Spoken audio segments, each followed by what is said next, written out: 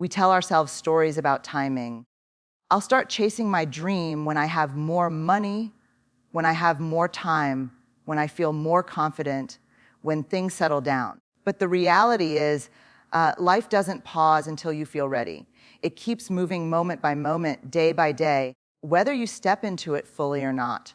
The perfect time you're waiting for, it's an illusion.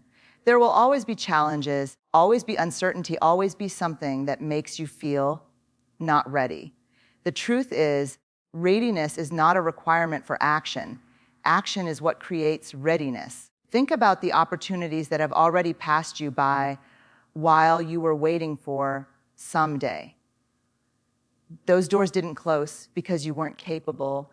They closed because you were waiting for a version of life that doesn't exist, a version where every condition is flawless and risk-free. But if we're honest, those perfect conditions never come.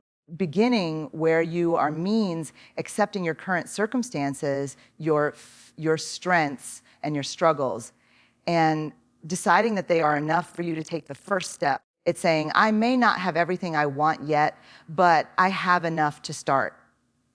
And that decision, that shift in mindset, is where real change begins. Perfection is a moving target. No matter how hard you try, there will always be another flaw to fix, another detail to polish, another standard you haven't quite met.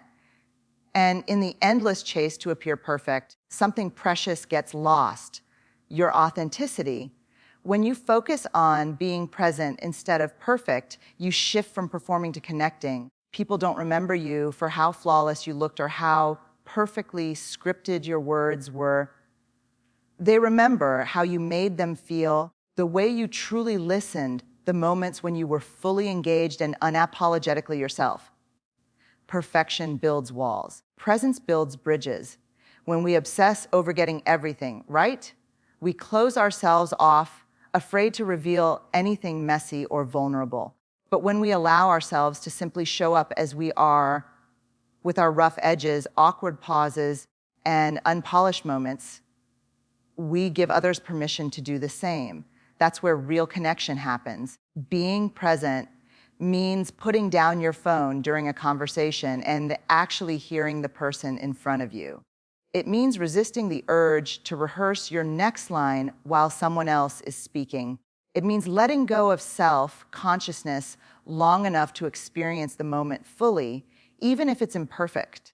Perfection may impress people for a moment, but presence impacts people for a lifetime. And the truth is, people are not drawn to your perfection. They're drawn to your humanity.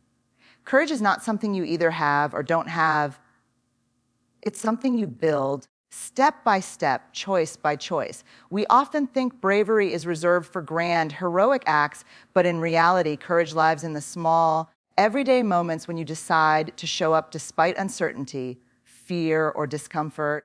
The mistake many people make is waiting to feel courageous before they act. They tell themselves, when I feel braver, I'll take the leap. But courage doesn't come before action. It comes because of action. You can't think your way into bravery.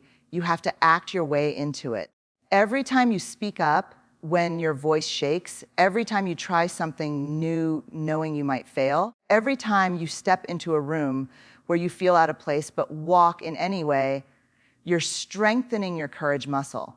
Like any muscle, it grows with use. The more you show up, the less power fear has over you. Courage isn't about not feeling fear, it's about moving forward with fear in your pocket and refusing to let it drive the car. And over time, those moments of action stack up. What once terrified you becomes familiar. What once felt impossible becomes your new normal. That's the beauty of showing up consistently.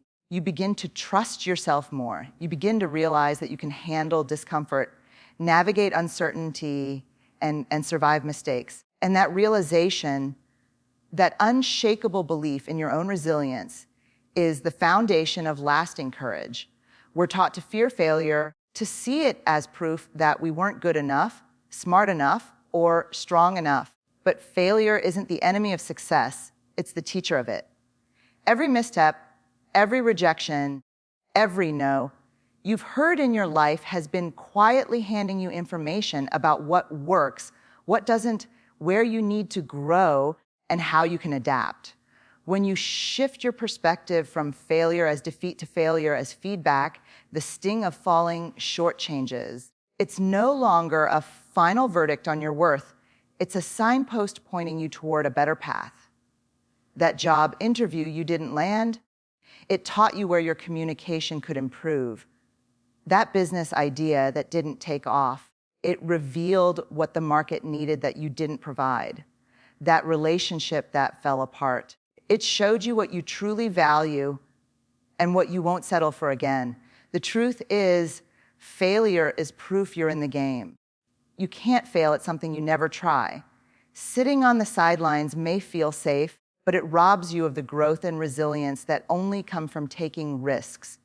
Every time you fail, you're building the skill of recovery, the ability to get back up, dust yourself off, and try again with more wisdom than you had before. Some of the world's most successful people didn't just fail once, they failed repeatedly, sometimes spectacularly. But instead of letting those moments define them, they let them refine them. They mined the lessons from the rubble and used them as building blocks for what came next. Failure doesn't close doors. It teaches you which ones to stop knocking on and which new ones to build yourself. In a world full of noise, distractions, and constant notifications, genuine connection has become rare and therefore more valuable than ever. We often assume relationships grow simply because of time spent together, but the truth is it's not time that deepens bonds, it's presence. You can spend hours with someone physically and still feel disconnected if your mind is somewhere else. Engagement means showing up in a way that communicates, you matter. I'm here with you. I'm listening. It's looking someone in the eye when they speak, not just hearing their words, but feeling their meaning. It's asking questions that go beyond, how was your day? And truly caring about the answer. It's putting away the phone during dinner, even if it buzzes, because the person in front of you is more important than the person on the screen. When you engage deeply, you create a safe space where others feel seen and valued. And in that space, walls come down. People share their real stories, their fears, their dreams. Trust builds not through grand gestures, but through these small, consistent moments of being fully there. Engagement also means giving a piece of yourself, your time, your energy, your attention, without holding back. It's not about having the perfect response or always knowing the right thing to say. It's about showing up in sincerity and letting the other person know they're worth your undivided focus.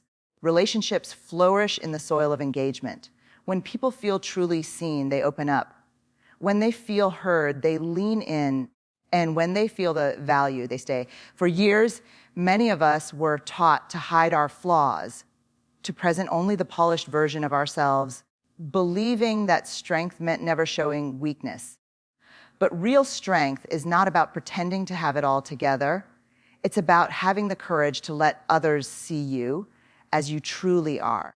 Vulnerability is not weakness. It's the opposite.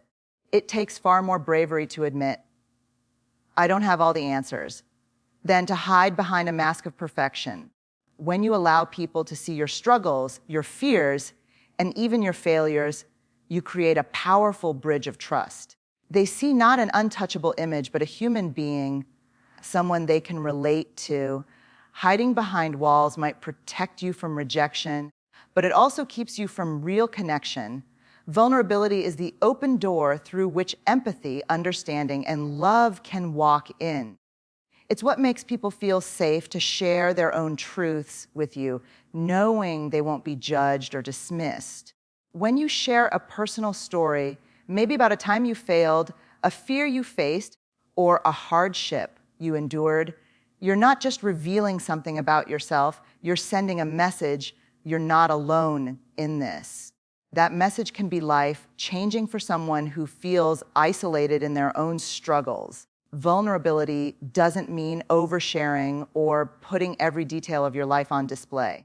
It means being honest and authentic in a way that is both real and respectful. It's about removing the armor that keeps people at a distance and allowing genuine connection to take place. And here's the quiet truth. Vulnerability doesn't just build trust with others, it builds trust with yourself. Every time you choose to show up as you are, you reinforce the belief that you are enough, even without the mask. We often glorify the big leap, the dramatic transformation, the overnight success, the life-changing moment that seems to happen all at once. But real, lasting change rarely comes from one grand gesture. It comes from the accumulation of small, consistent steps taken over time, even when they feel almost insignificant in the moment. Think about a seed planted in the ground. You don't see anything at first. Days, weeks, sometimes months pass without visible change. But beneath the surface, roots are forming, foundations are strengthening, and life is quietly taking shape. Your efforts work the same way. Every small choice, reading one chapter of a book, having one honest conversation, taking one walk when you'd rather stay in bed, is a seed planted for your future self.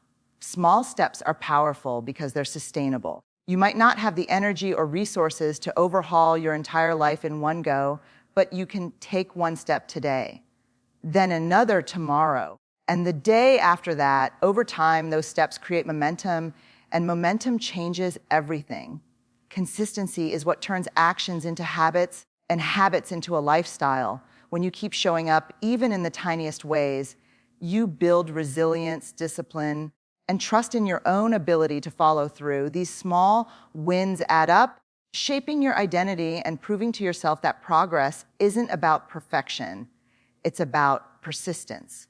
The truth is, big achievements are often nothing more than the sum of countless small, unglamorous actions taken when no one is watching.